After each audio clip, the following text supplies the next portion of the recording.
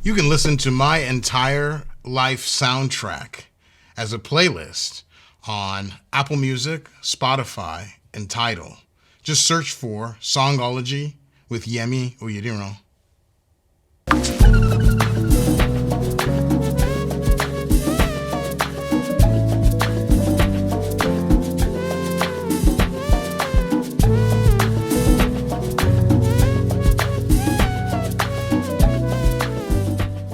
My oral imagination and my emotional experience are tied more than I think than a lot of other people. Songs make me cry very easily. Songs make me cry when I play. There's definitely like an emotional thing that, and I think that really comes from playing in the church and growing up and playing in the church, where there's such, because in church it's about emotion. Your emotion is the first thing that drives it. So while my oral imagination and my visual imagination aren't tied, my oral imagination and my emotional intelligence are tied. Music is where my sense of empathy comes from, my sense of feeling for other people. And for the most of my experience, my social interactions only happen through music. My life experience, and at least growing up in the U.S., made me so different that I didn't really connect with African Americans very easily, and I didn't really connect with people of Caucasian descent very easily. So music was the place where those connections would happen. And so my social intelligence and my emotional intelligence really were first driven through music. So everything, when I play, I experience a very deep and strong sensation. All of the sensations that you get with like regular people and just like seeing people that you love or seeing people that you like. I didn't get those feelings or interaction in any other setting. So it's definitely more of an emotional place than a visual and oral place. My name is Okbayemi Olayinka Oyetunji Oyediran. I go by Yemi, both here and in Nigeria. I'm from a Nigerian American family. I was born in the States, but raised in Nigeria. I consider reared in Nigeria in my childhood, and then moved to the United States and lived in different places around the U.S. I primarily identify with my Nigerian and Yoruba heritage and my culture. It is my secret American life that most people are unaware of. But it's probably the most definitive thing to me because Nigeria, for most outside of Cincinnati, was where I lived the longest, the one place I lived the longest. So that's the place that definitely impacted me the most. But I received a wonderful education at the University of Cincinnati, where I'm still continuing my education in computer science. I also teach computer science at Xavier University.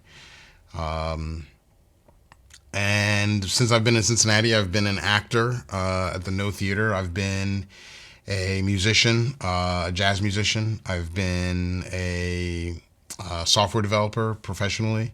I've worked in various different places as bartender and server and all kinds of things. I am a father of three. I have a 20-year-old and two 13-year-old children that I love dearly, and I spend most of my time with, and they're just the best human beings I'm fortunate to get to spend time with. At my high school, I went to a boarding school outside of Cleveland. So my freshman year, I wanted to play in the jazz band, and there was a kid who was trying to get the jazz band, a senior who was trying to get the jazz band started.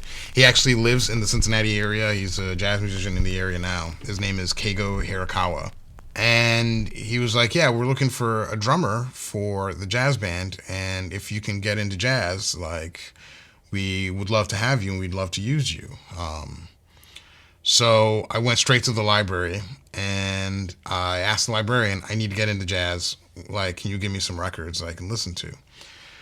It was right before Thanksgiving break, so I got the records. But one of the ones that really hit me was Kind of Blue. So I went home and my parents were having a dinner party. So the Nigerians, especially in Cleveland, get together every weekend. So moving from the U.S. to Nigeria, I never got away from the Nigerian experience because my parents only socialized with other Nigerians. So on the weekend, they would let me DJ the parties. And I'd put on all the Nigerian tunes and then every so often sneak in something kind of different.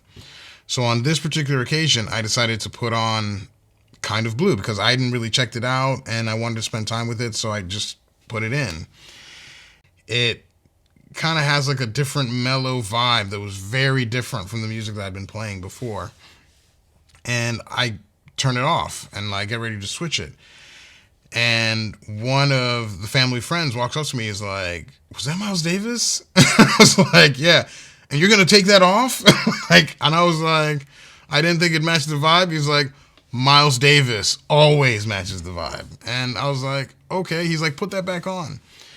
So we put it back on, and he's like, whatever he was doing, he sits and he like listens with me and talks to me about it. And we get to the song "So What," and I don't know what it was, but there was just like, it was like magic, like all of a sudden it just all comes together. I understand. It's like, this is amazing. I thought "So What" was one of the most beautiful. It has that call and response, and it's so subtle. It just completely blew me away. And then the drum comes in, and the way that the drummer approaches it is so approachable. It wasn't like the other jazz where it's all of this language and all of this ching ching lang ching lang ching and all this like stuff, which I found to be very exciting. Kind of Blue, and especially "So What" in particular, just really just laid down a groove that spoke to me. And the tone of Miles's horn, still to this day, when I like hear it, it's like the most beautiful sound I've ever heard. It doesn't sound like a trumpet. It doesn't sound like, and it just sounds like an angel, like it literally spoke to me. And in that moment too, the room got quiet when Kind of Blue comes on, and like I could really, really listen to it. There was my ears, the way I listened to music before Kind of Blue, and then after Kind of Blue. I was a casual music listener before Kind of Blue. After Kind of Blue, the way I listen to music forever changed, and I've never been able to go back. One of my favorite songs, and the song that hits me the most, is James Brown, "I Got the Feelin'." There's just something about every second, every moment, the drum pattern, the energy, that is just really amazing. Like, I always like that. I feel like I think it first probably started with The Cosby Show. I think that's one of the ones that Rudy, like, I think Rudy does one of her like mouth, like that baby, baby, baby part. And I think that was one of the first times that I got hip to that song. And then Kip, my drum teacher, Kip Volans, my drum teacher in high school, it was one of the first challenging songs that he threw at me. And I spent a lot of time working on it and trying to learn every note, try to like really hit that feel. But it was kind of like, I always liked it it's one of the few songs that I loved as a music listener, and then I loved as a musician. And I still love to this day. Like my kids know that song by heart. My son like knows every ounce of that song cold. Everybody loves that song. We did this with the with Queen City Kings, the King James, the Queen City Kings, the King Records album that we made that I'm not sure if we'll ever release or what we'll do with. But we did, so with the documentary, we got about 200 people to come check out a concert. We made it a headphone concert. And we did it in different venues in Cincinnati. So we did one at the Contemporary Arts Center in their basement. We did one at the Lodge, which is a recording studio in Kentucky. And then we did one at a well-known bar called The Comet in Northside. We did I Got the Feelin' with Dixie Karras. And I mean, like Dixie studied and nailed it. I mean, that's one of the performances that I just loved because it just has like, you can just tell everybody there, the horn section, the guitarist, everybody got it. It's like the one song that speaks to everyone, that can get you to understand the energy behind James Brown, the vibe behind James Brown. That one song, I think, can be like a master study in everything you needed to know about James Brown. It changed the way that I approached all songs, and it changed the way that I approached my worship. So that's why, for me, I Got the Feeling was kind of like the first critical one. So I went to a clinic, and then I got to have a drum lesson with Steve Smith, who's the drummer from Journey. And so we're hanging out after, we're having some drinks at a bar, and he's talking into this beautiful concept that he had, which is this idea of percussion as harmony. Rhythm is harmony. And it was just, I mean, it was an awesome talk. It was just like, just me, him, and a couple of my friends were just like sitting and hanging, and he's just like laying down some knowledge. So after all of this, and like we're solidly good and like drunk, somebody, like one of the bartenders or somebody puts on, and I tell him the story about how I was haunted for a year by Don't Stop Believing. You know, remember like the, what's that TV show? The Sopranos? Because of the last episode of The Sopranos, they played Don't Stop Believing. And so like everybody, like every radio station put the song on, like, so like for the next year, like I was at Kroger, it's happening. And then I started talking to my friends about it. I'm like, hey, I think God is like cursed me with this song. Because I'm not a big Journey fan. I wasn't a big fan of that song. I think either somebody's messing with me or God has a hilarious sense of humor. I have heard this song every day for a solid year. What is going on? And like, so my friends would start messing, it became a thing. Now they start messing with me. Like, so anytime they see me, Don't Stop Believing. People would make it their ringtone when I'd call, like all kinds of stuff. So Don't Stop Believing just like harassed me for a year. So then I go on and I explain this to Steve. And I was like, you know what? You and that song, like, look what you've done. You ruined my life with this stupid song. And so like at the end of like us hanging, Steve's like, I'm going to bed. You know, like we're all pretty like, you know, we've had several drinks. Steve's had it and he's getting ready to walk to his hotel room, and the bartender turns on the song Don't Stop Believing.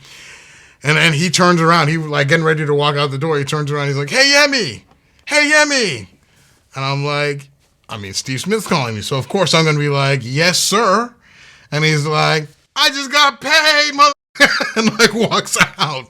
And yeah, that is how I ended my love affair with Don't Stop Believing. So yeah, I love Don't Stop Believing now. After meeting him, like I actually love Journey like a lot more. It just makes it so much of a richer experience because you know that the human beings or the human being who made this was like a very interesting person, you know, a very kind person.